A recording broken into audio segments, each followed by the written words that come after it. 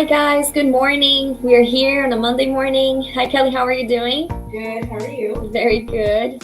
It's exciting because today we're actually together. Kelly's right here by my side. You guys cannot see her, but we are here at my new office, which is exciting in Harrisburg. And we woke up to a white morning. Not too bad. It's actually not too much snow, but just enough to look pretty outside. So today we have a topic to you guys that's going to be going over how to prepare for this coming market in 2023 now that we just entered, and how to better yourself and prepare yourself to purchase in 2023. But as usual, we're just going to do a little quick recap. And as usual, Kelly will be the one taking the honors on that one. So last week. Yep. Last week we talked about how to make your offer more competitive, Yeah. and we had 9 different things that we talked about. Having the pre-qualification first, seller assist. That's the thing now. So that's with the buy down. The buy downs are helping to make the offer a little more competitive with a lower interest rate. Yeah. 20% down appraisal waiver, that's huge. Having a little bit more earnest money to put down, along with having a higher down payment. Yeah. Limit any asks or extras, kind of helps. Yeah. We mentioned about the inspections and getting that waived potentially, and we explained that a way to counter that would be to get a home warranty just to protect yourself as the buyer, but eliminating the contingency on inspections would make it more competitive. Yep. Higher purchase price, which resonates a little bit more earnest money. Yeah. Waiving certain contingencies, what you just mentioned, which goes along with limiting any extras, kind of the same thing in essence. Yeah. And then having an escalation clause in the purchase agreement with offering a higher amount, but maybe not necessarily always have to go up to that amount. Yeah. But that escalation clause protects you. Yeah, it takes you there as needed. And then we also mentioned about the appraisal contingency, if you're able to completely remove that, if you have enough money, or you can just determine a specified amount to cover any gaps, and then that guarantees the seller a certain amount and makes your offer more competitive as well. So that's basically what we did talk about this past episode. And then today's topic would be to prepare yourself for buying in 2023. So that's our topic of the day. But I love to go over the myth. And today's myth kind of ties in a little bit into the topic, which is a lot of people think that checking their credit score will hurt their score.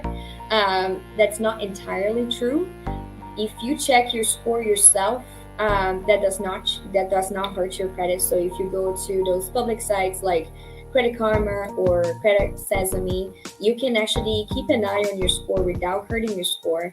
But if you also are talking to a loan officer and not necessarily ready to get started but would like to have an idea, they are also able to do what's called a soft pull.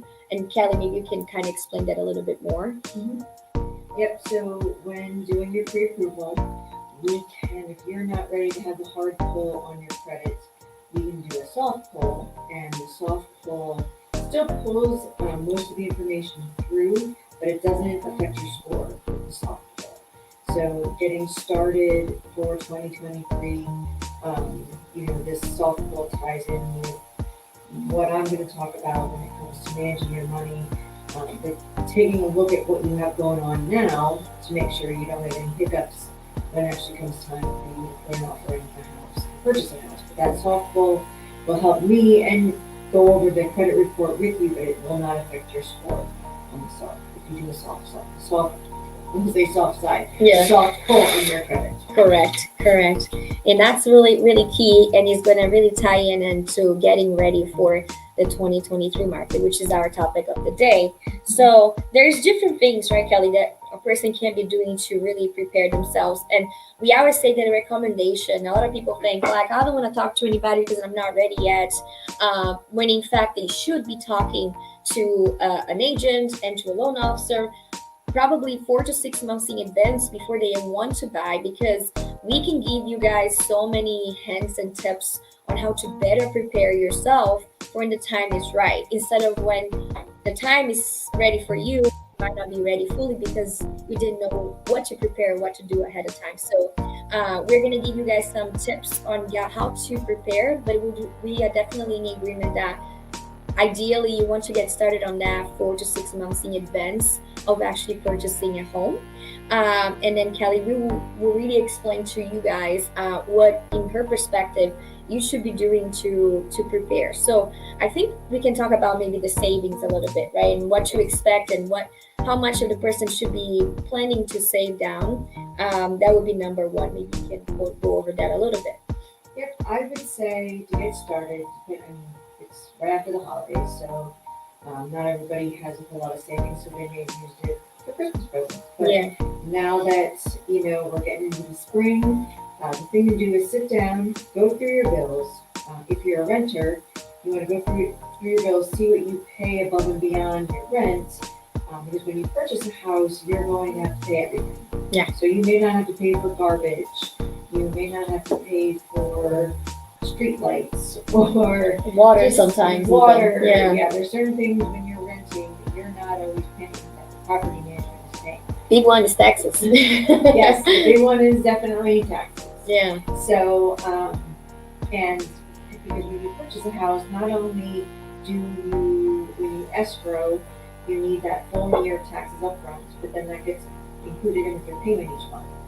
So it gets split out 12 ways, and so you need to think about, okay, well, what do I want my payment to be? So my rent may be $1,000 a month. If I want to stay around that, that's where you kind of have to look at, what your other expenses are that you have that maybe you want to cut back on to be able to make a higher Ooh, payment. Kelly, maybe just wait a second. It looks like you may be muted. So let's check on your mic. So your mic is muted right there. Oh. Yeah. So can you get up there? Yeah. Please.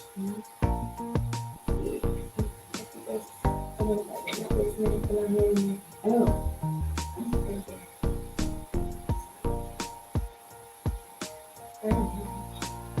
I can check.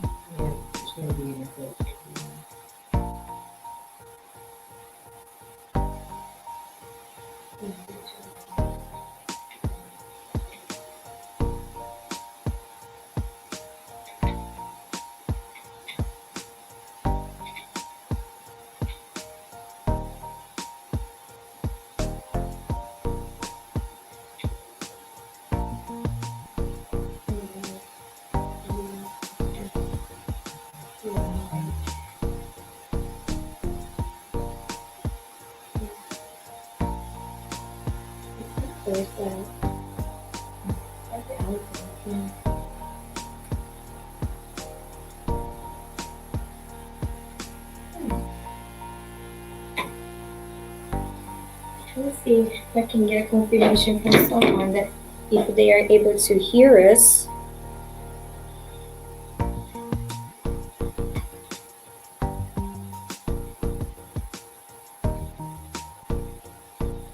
Just want to make sure you guys can hear Kelly. So technical problems. I just see that your mic is muted here. So. Oh, there you go. Oh, I clicked this down here. Oh, so now it's showing you're muted. Yeah, I don't know. Okay, I don't know why it was clicked. Now Okay. it's going. All right, moving on. Sorry, technical difficulties. I Yes. thought it would work out with both of us being here, but clearly not. Yeah, we should have tested ahead of time. So So going back, we're talking on the savings, savings setting up your budget. and setting up your budget, and you want to sit down and go through. I would say the first thing is to sit down and go through all of your stuff. It's after the holidays. What credit cards do you have? Because I'm sure may have ranked them up a little bit. Just to kind of, my husband and I, we manually write everything down on a piece of paper, and it's very old school, but it works the best for us. Lots of people have spreadsheets. We just writing it all down. When we sit down and do it together, makes us see what expenses we have. Because when you purchase a house versus renting, you're going to have more expenses that you'll be paying for. The main thing is taxes. The real estate taxes you do not pay, but there's going to be some other miscellaneous bills that you don't pay, like street lights. You're going to pay garbage. You're going to pay water. Maybe some of the utilities you don't currently pay. Yep. There's going to be lots of different things. And you also have to take in consideration that now you have a home where the maintenance is your responsibility. So you never know what could potentially arise from having a home. So it's always good to have a little cushion saved up for additional expenses that may rise, from ownership. And really understanding what is a good budgeted monthly payment that you feel comfortable will actually help determine the purchase price that you should be going for.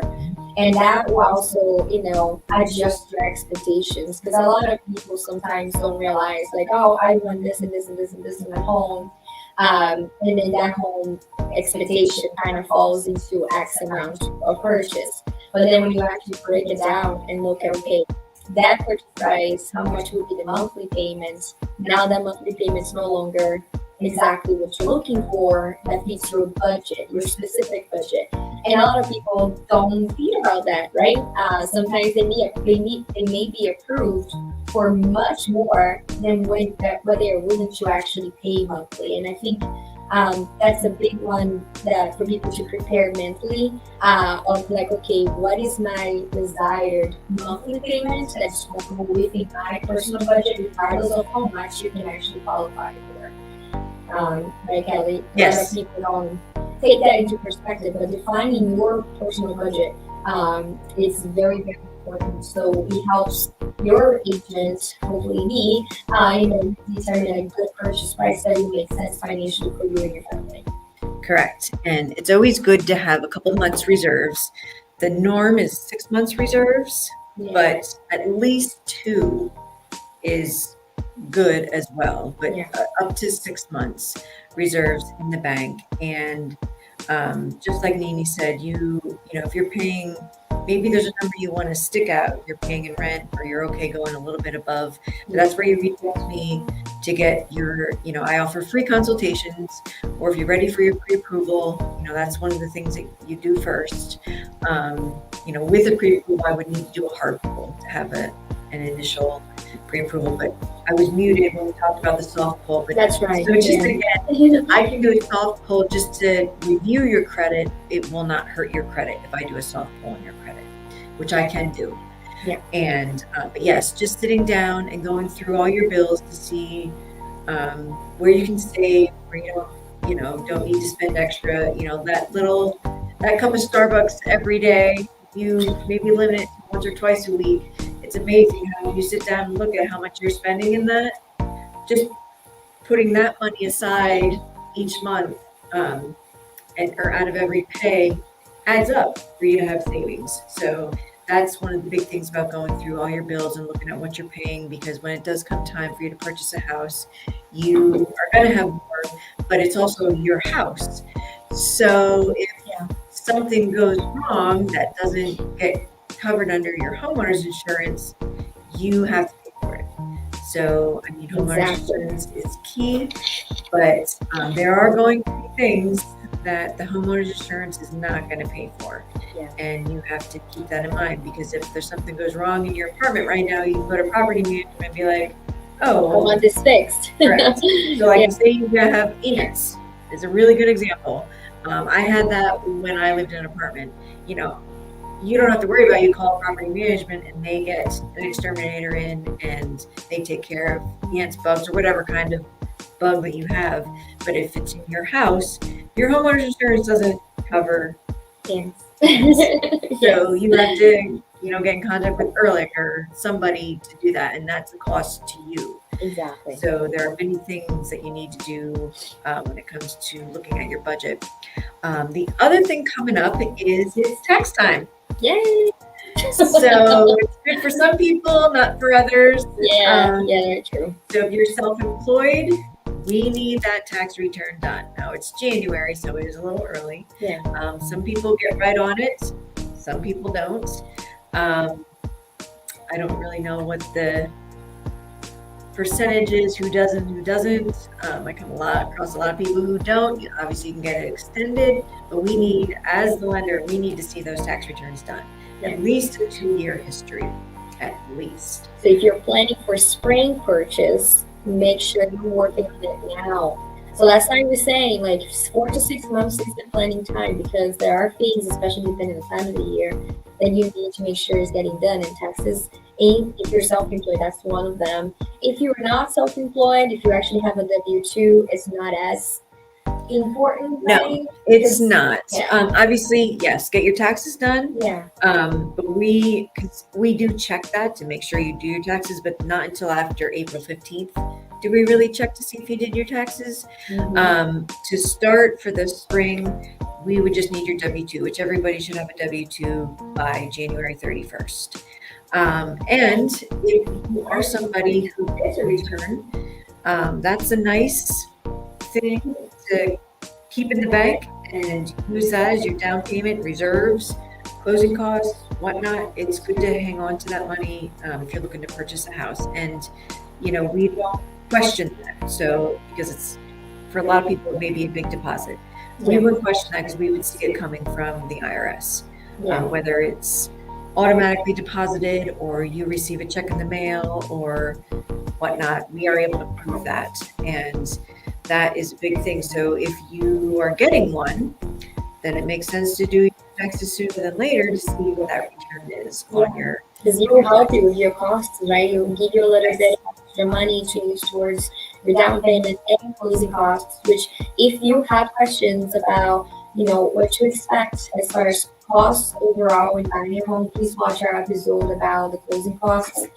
We really break it down and explain to you guys percentages, exact amounts of what to expect when you're buying your home. But just keep in mind that you could use your return to actually cover the down payment and closing costs that you may be expecting to have when purchasing this spring.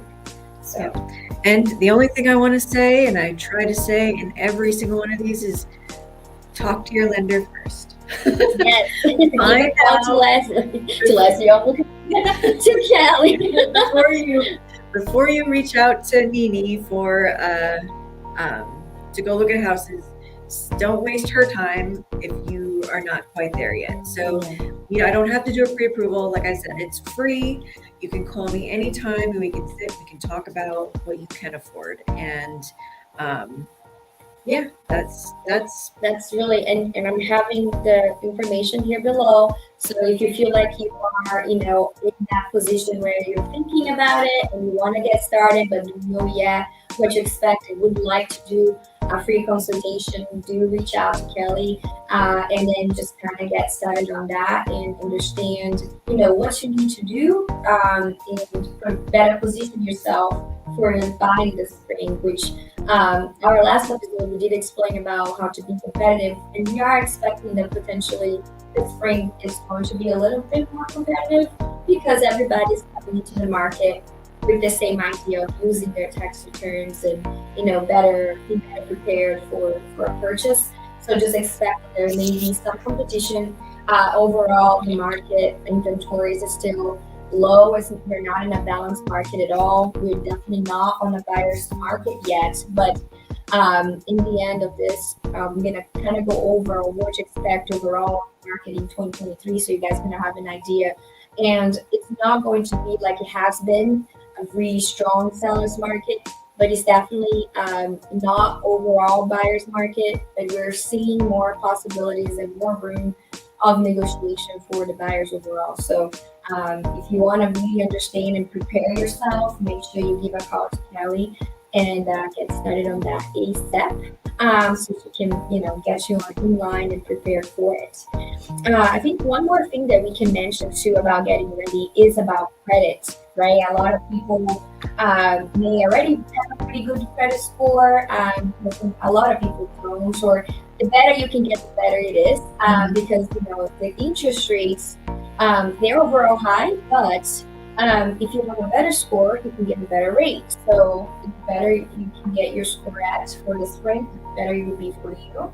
And one of the things you can do is correct some errors or inquiries that may be incorrect or anything that may be funky looking on your score.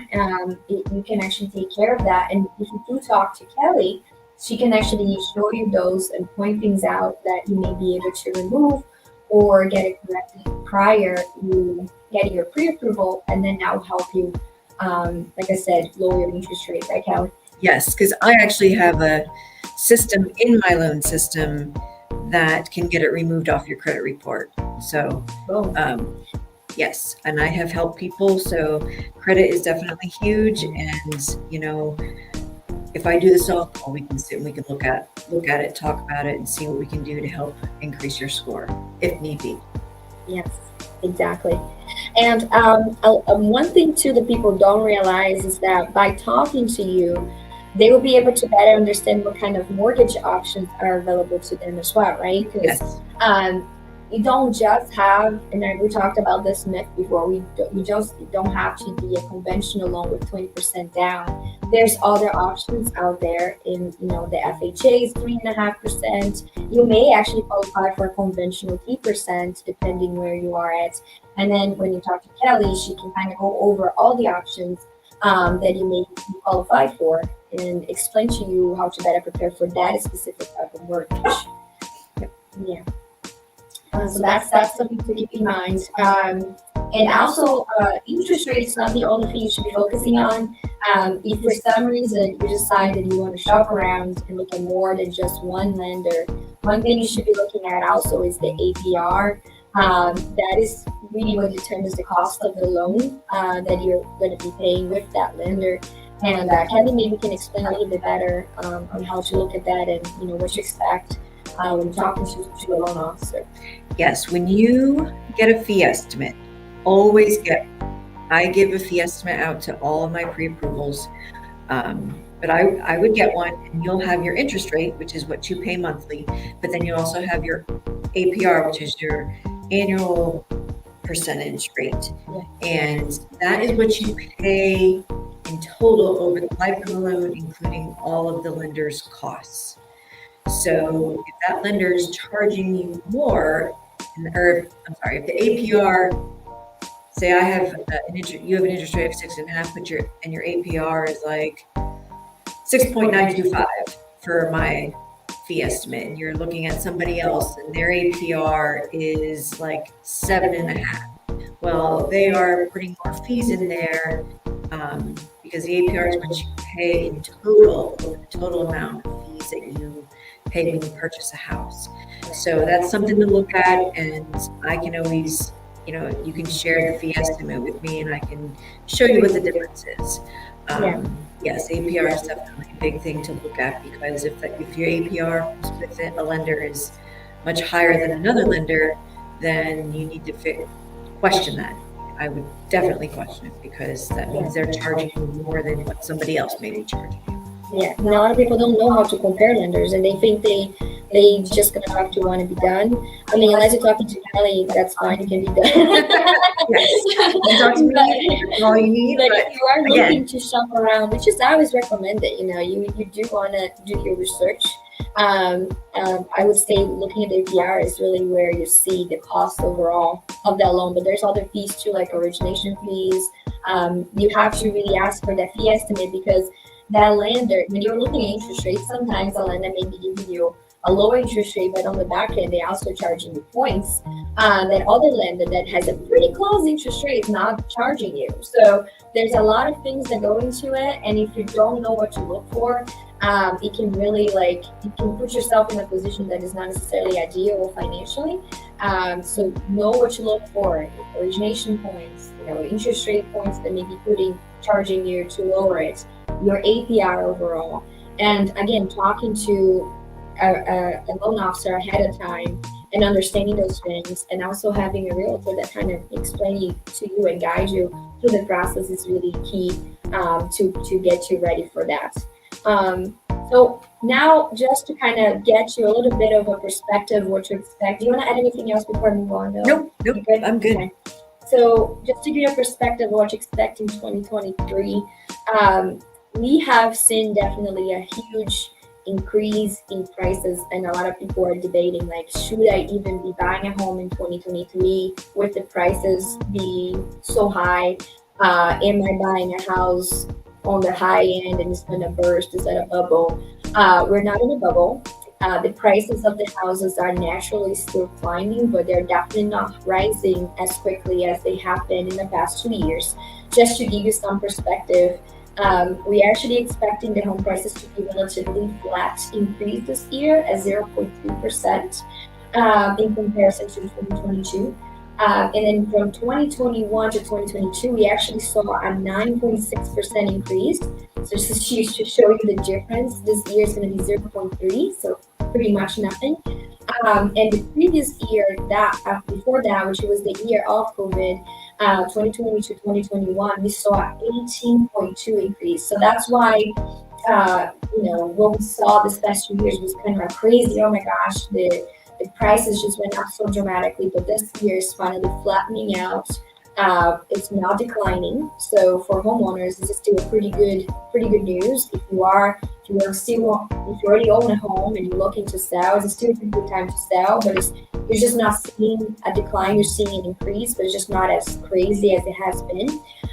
For current homeowners, you can actually expect about 1.3% increase on your home this coming year. So don't worry if you're looking to sell, you're still selling on a rise, you're not selling on a fall. So just keep that in mind. And then just talk about some advantages of being a buyer in 2023. As you just spoke, we're seeing a flat, price rise for homes, which is good. That means you're just continuing with that same price range. We are also seeing the mortgage rates are starting to stabilize. So the interest rates are expected to be between 5.2 and 6.8, and that's pretty much what you've seen too, right, Kelly? Just around that, you think? Is that? I would say between 5.5 to 7. 5.5 to 7. Yeah, but Okay. give or take. It depends on the product, the Yeah. person, the price. It's hard to. It's better to give a bigger range because you just never know. Yeah, that's pretty close. 5.2, 6.8, so 5.5 to 7. Yeah, and I think that's the national expectation too. So of course we're gonna be seeing that differences in states, or sometimes even depending on the person itself. Because again, your credit score is a huge key factor when it comes to interest rates. So if your score is better, you're going to definitely be more on that lower end expectation of the 5.5 to 5 to 6. But if your score is a little lower, you probably can expect to have a 6.5 to 7. So just keep that in mind. And then also, buyers are, like I said, going to have better negotiating room this coming 2023, which we are already starting to see. At least I am starting to notice that, where homes are starting to sit for a little longer. Of course, there are some still pocket markets that are still pretty heated, pretty competitive, but overall, the houses are sitting in the market longer, and the buyers can come in and actually try to negotiate a better deal. And by negotiating a better deal, that could mean lower price. It could mean that you can get potentially seller's assistance, which if that is the case, always remember that you can do the 2-in-1 buy down. If you don't know what that means, watch our episode about the 2-in-1 buy down. But it lowers your interest rate by 2% the first year, 1% the second year, and then goes back to normal. And at that point, we're hopeful, 2 years from now, the interest rates are going to be much lower, and then you can refinance with Cali and get yourself a better rate at that point. So, great things coming this 2023, and I think overall we're still going to have a pretty busy market, but at least not as crazy as far as being difficult for buyers. I think it's going to be a little more flexible and more kind to the buyers this year, where you can definitely have a little more power, negotiate better deals for yourself. But in the selling side, it's still a pretty good market for the sellers because overall, low inventory, more buyers than houses, and your prices are still in the rise. Like I said, 150% is expected this year as far as equity increases on your homes. So that's all I have for today. We're running on. Look at that. Yes. And good news, Kelly. Looks like even though you're muted, my mic is picking up your voice. So Oh, well, that's good. it was just quieter because it was further away, but I think you're not completely mournful. So it was the whole beginning of it. Good. So I guess that's all we have. Kelly, do you have anything to add for us today? I don't. Yeah. Are you excited for the 23 market? I am. Me too. It's been a little slow, so Yeah. I like to be busy. So, Yes, me too. so everybody who's looking to get ready for the spring market, give me a call. I We're ready. love to help people get ready for it and get ready to purchase a house. So. Yes. Yeah, holidays are always a lower time of the year. And then, we see that slow increase as we move into tax season. So if you still want to get a better yet deal, call us right now and get started now, because if you're expecting to wait until springtime, it's definitely going to be a little more competitive. So if you want to beat that and get started sooner, just give us a call and we'll help you get started and get set up ready right away. Otherwise, prepare yourself for spring or summertime and we'll be your food. That's right. Have a good one, guys. All right. Bye. Bye.